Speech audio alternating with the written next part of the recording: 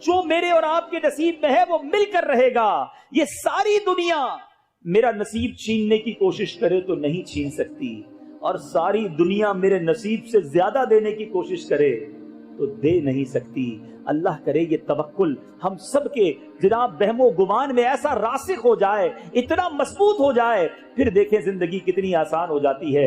Problem یہ ہے ہمیں اللہ پر بھروسہ نہیں رہا، ہمیں دنیا پر بھروسہ ہے، ہمیں مال پر بھروسہ ہے، ہمیں اسباب پر بھروسہ ہے. لوگ کہتے جناب پیسے ہونے چاہیے، پیسے ہوں گے تو علاج ہو جائے گا، پیسے ہوں گے تو مسئلے حل ہو جائیں گے. ارے تعلقات ہونے چاہیے، جب کوئی پرابلم ہوگی تعلقات کام آئیں گے. ہم اسباب پر نظر رکھنے لگے، اللہ پر بھروسہ ختم ہو گیا. میں آپ سے سوال کرتا ہوں، آپ کے پاس کروڑوں روپے ہیں، اللہ نہ کرے کوئی بیماری لگ جائے، دنیا کا بیسٹ ہاسپٹل آپ ہائر کر لیں اور اس کا بیسٹ ڈاکٹر آپ کا علاج کرے، اگر اللہ نے شفا نہیں دینی تو شفا نہیں ملنی.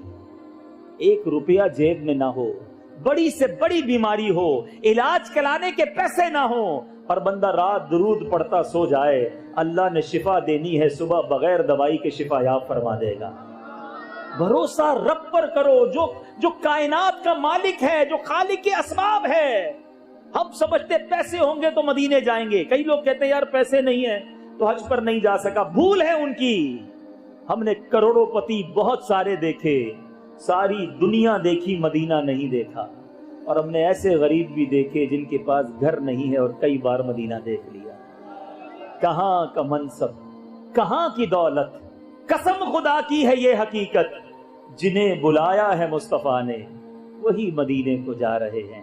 تو اے میرے میٹھے اسلامی بھائیوں، اسباب پر نہیں، خالق کی اسباب پر بھروسہ ہونا چاہیے. ایک بار ایک شخص بارگاہ رسالت میں حاضر ہوا، عرض کی حضور میرے ساتھ اونٹ ہے، میں اس کو باندھوں یا اللہ پر بھروسہ کروں؟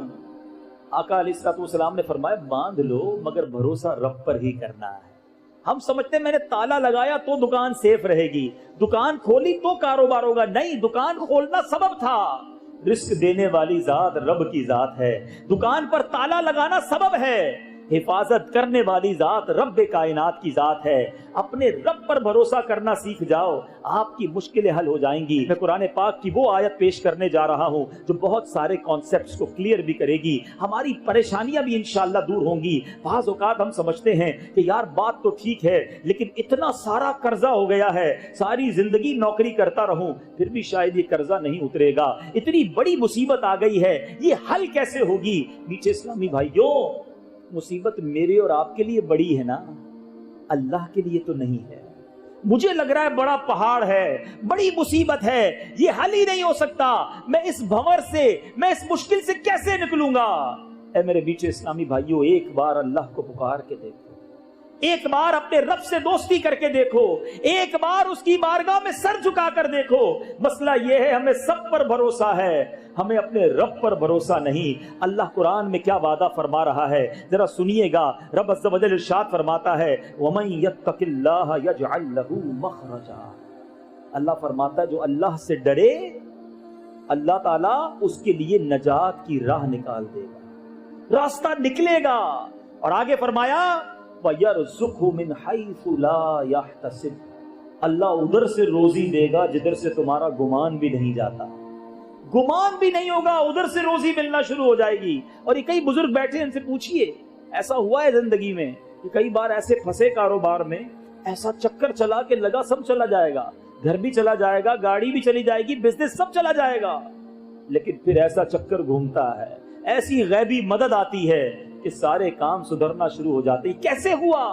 میری عقل تو کہتی تھی نہیں ہو سکے گا. وَيَرْزُقْهُ مِنْ حَيْثُ لَا يَحْتَسِبُ. اللہ ادھر سے روزی دے گا جدھر تمہارا گمان بھی نہیں جاتا. آگے فرمائے وَمَن يَتَوَكَّلْ عَلَى اللَّهِ فَهُوَ حَسْبُهُ. جو اللہ پر بھروسہ کرے اللہ اس کے لیے کافی ہے.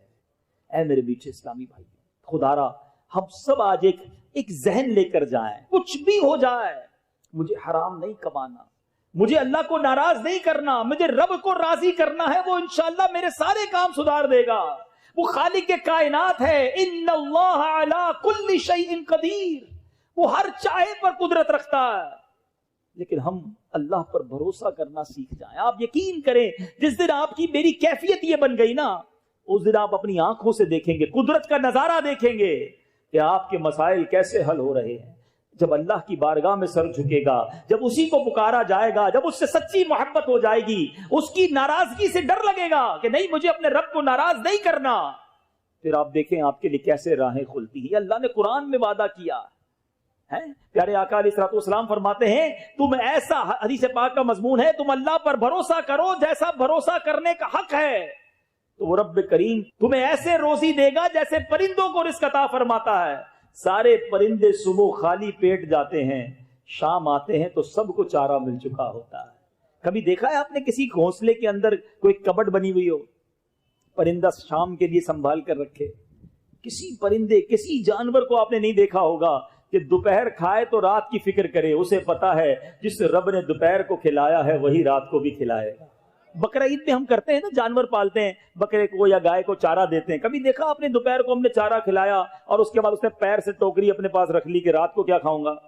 اس کو کوئی فکر نہیں ہوتی ہے. یہ انسان ہی ہے جس کے فریج بھی بھرے ہوتے ہیں، کبڈز بھی بھری ہوتی ہیں، جیب میں بھی پیسے ہوتے ہیں، پھر بھی سکون نہیں ہوتا کہ آگے کیا ہوگا، اگلے مہینے کیا ہوگا، بچوں کا کیا ہوگا، 5 سال بعد کیا ہوگا.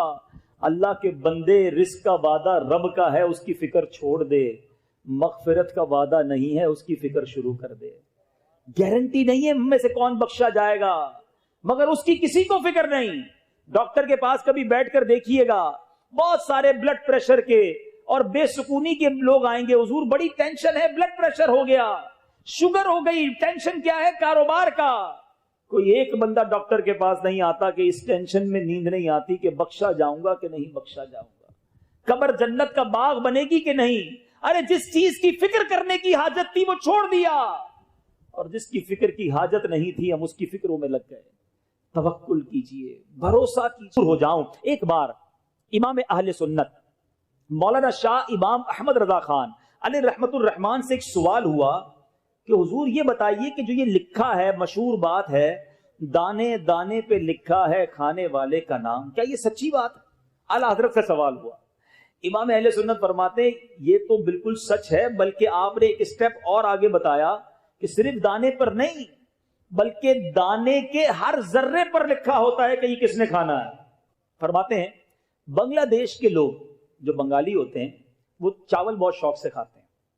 اعلیٰ حضرت نے فرمایا ایک بنگالی تاجر تھا، وہ چاول کھاتا تھا.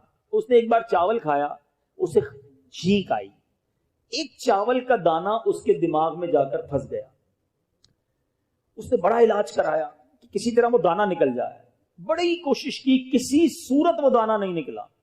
چاول کا دانہ ساتھ ہی چپک گیا ایک طرح سے. اب اس نے سوچ لیا اب یہ زندگی میں ساتھ ہی رہے گا، چلو بھائی ٹھیک ہے. کچھ سالوں کے بعد وہ بنگالی تاجر مکہ مکرمہ پہنچا. کعبہ شریف کے جب سامنے پہنچا اسے ایک زوردار چھینک آئی. جیسے ہی چھینک آئی وہی دانہ نکل کر کعبے کے فرش پر، مطاف پر گرا. اعلیٰ حضرت لکھتے ہیں ایک کبوتر آیا، آ کر وہ دانہ اٹھا کر لے گیا. فرماتے ہیں اس دانے پر اس کبوتر کا نام لکھا تھا. عرصے تک اسے سنبھالنا پڑا، وہاں پہنچا جس کے لیے جس کا نام لکھا تھا، اور وہ دانہ اس نے کھا لیا. ہمارے ساتھ بھی ہوتا ہے، ہم نکلتے کہیں اور کھانا کھانے ہیں، اچانک کہیں رکتے ہیں اور کسی اور کے گھر پہ بیٹھ کر کھانا کھا لیتے ہیں. پھر خیال آتا ہے کہ یار میرے نوالے یہاں لکھے تھے. کسی کے گھر پہ جانے کا پلان ہی نہیں ہوتا، راستے میں جناب وہاں چلے جاتے ہیں، ادھر چائے پی لیتے ہیں. کیسے پی لیتے ہیں؟ آپ کا نام ادھر لکھا تھا، آپ کی سانسیں وہاں لکھی تھی. یہ یقین کامل کر لو کہ جو میرے نصیب میں ہے وہ مجھے مل کر رہے گا. اللہ پر بھروسہ کر لو، پھر دیکھو انشاءاللہ غیب کے خزانوں سے وہ کیسے عطا